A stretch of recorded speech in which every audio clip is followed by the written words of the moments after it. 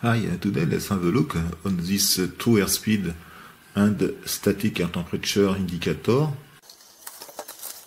There is a part tag, removed serviceable.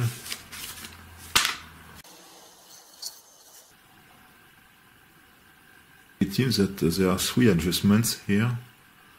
There is a typical circular connector. On the front there is a knob which permits to set this index here, and there is also a button push to test. Okay, the true airspeed is indicated by this digital mechanical display. The temperature is indicated by this pointer here.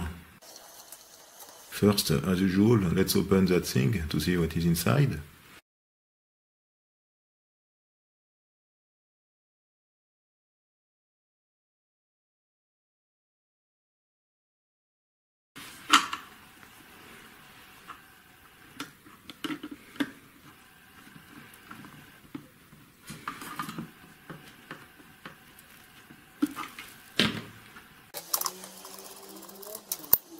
It is very difficult to remove the inside assembly from the cover.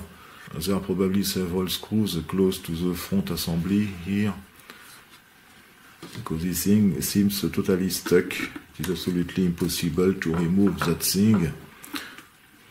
What I will do, because I don't want to spend one day for that, I will cut here with a Dremel all around, and I will add an adhesive after.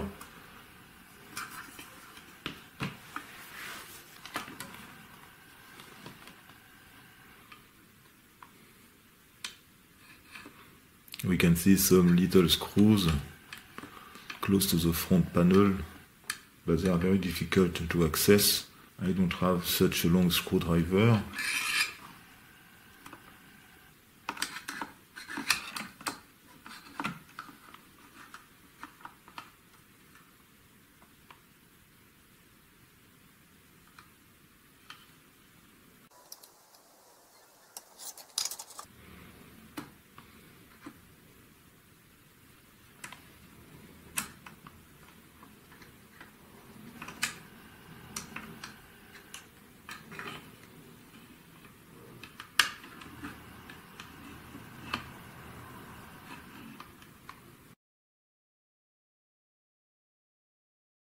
Okay, I cut that thing.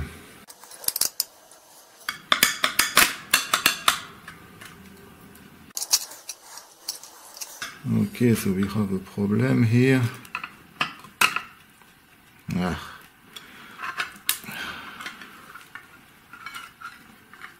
Okay, I didn't see this adhesive here.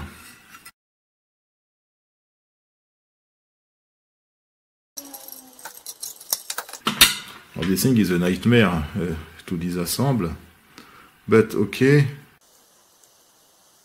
We can see a mechanical limiter here, that thing here. There is a limit equals to the number of discs here, so maybe 10 turns or something like that.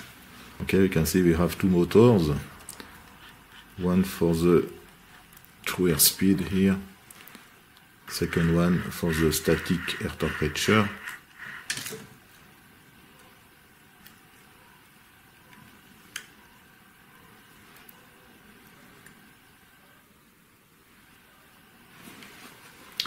Okay, we can see here a potentiometer. And there is another one. Probably this is a dual potentiometer. This is maybe a synchro transmitter, which permits to have a copy of the measurement.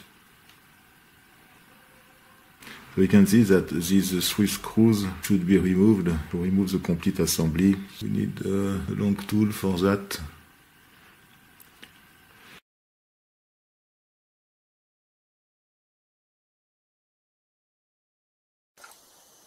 Okay, so we can see here two servo amplifiers. They are identical normally.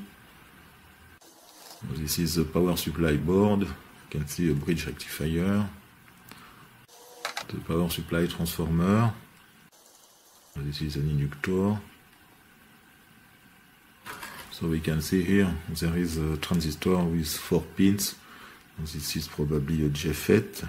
This amplifier uses 4 transistors, one this JFET and 3 bipolar transistors. So let's see the part number. There is a 2N336, and here there are 2 transistors, 1 relay, and a few passive parts. You can see the trimmers here. The transistors are maybe used for the power supply. There is a 2N2197, second one is the same. I don't know if the inputs of this instrument are DC voltages or AC voltages. I need an instrument which works with DC voltages. I hope it is the case. In that case, maybe this JFET is used to convert DC raw voltage into an AC raw voltage, but I am not sure. So I think the best thing to do is to do the reverse engineering of one servo amplifier. It is not very complicated.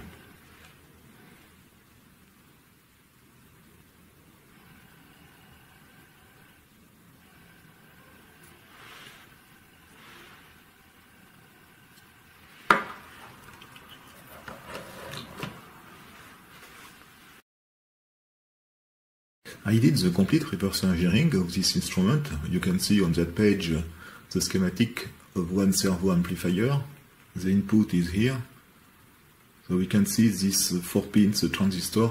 Actually it is not a JFET, it is a particular transistor. The reference is here. It is a very obscure reference, 5618 T631. I didn't find anything on internet regarding this reference. But we can see that this transistor is connected between the input and the ground, and the 2 other pins here are connected to one secondary of a transformer. So this is a signal at 400 Hz. So obviously this transistor is used as a switch. So this permits to convert the DC raw voltage into an AC raw voltage. I have represented also inside the symbol here the different junctions. It is something similar to a Darlington, but of course it is not a Darlington, so I don't know exactly what is this kind of transistor. It is not something common. This amplifier has actually 4 stages. There is a first amplification here using this NPN transistor. The second one, there is a local feedback here using this capacitor and this resistor. And there is another stage using this PNP transistor.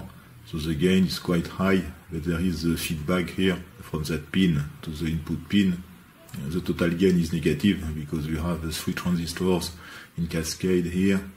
This signal is fed to the power stage, which is this transistor, which is located on the power supply board. This transistor is polarized using these 2 diodes in series here and these 2 resistors. The drive winding of the motor is connected in parallel to this capacitor. This capacitor permits to tune the circuit to 400 Hz. It uses the inductance of the drive winding of the motor. You can see on that page the complete schematics. We have the 2 servo control amplifiers here. This one for the static at temperature, and on the bottom of this page, a second one for the true airspeed. The schematic diagram is more or less identical for both indications. Let's have a look first on the static and temperature circuit. The raw voltage is here. This is the DC raw voltage. So we can see that the output is connected to the command winding of the motor. The reference winding is here. There is a capacitor in series in order to have 90 degrees phase shift. The input here is the middle point of this arrangement of resistors. So we can see that we have 2 main inputs, this one and this one. So the goal is to have 0 volt in the middle here. So obviously one is the reference voltage and the second one the input voltage. And also it is obvious that one voltage should be negative.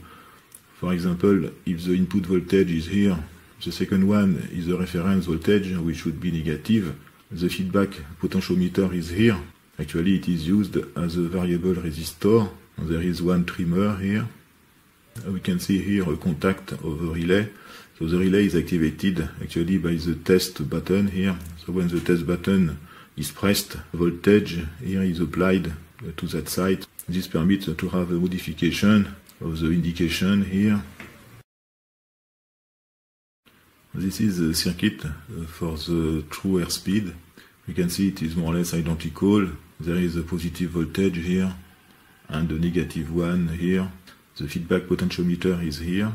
It is linked to the motor through a gear train. There are two trimmers for the true airspeed.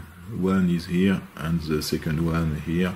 You can see that there is also a potentiometer here which is linked to the static air temperature. Okay, so there is a correction of the true airspeed according to the static air temperature. This indicator is intended to be used with a specific air data computer. Obviously, it is not compatible anyway to the standard ARINC 565. In the standard 565, there is a positive reference voltage and also a positive input voltage. So it is not compatible with this instrument. In the standard, you don't need this dependency between the true airspeed and the static air temperature. So we can see that there is also a synchro transmitter which is linked to the output shaft here. Therefore, it is possible also to connect a passive indicator for the true airspeed. And this one, for example, on this instrument, the pointer is directly attached to the synchro. As I don't want to buy and to test a dozen of instruments, I will use this one for the connection to the data computer compliant with ARINC 565. For that purpose, I will need an interface at the input which permits to have a negative reference voltage and probably to modify the input function. And also I will need to neutralize this potentiometer. So I will short circuit this potentiometer in order to have the true airspeed independent of the temperature.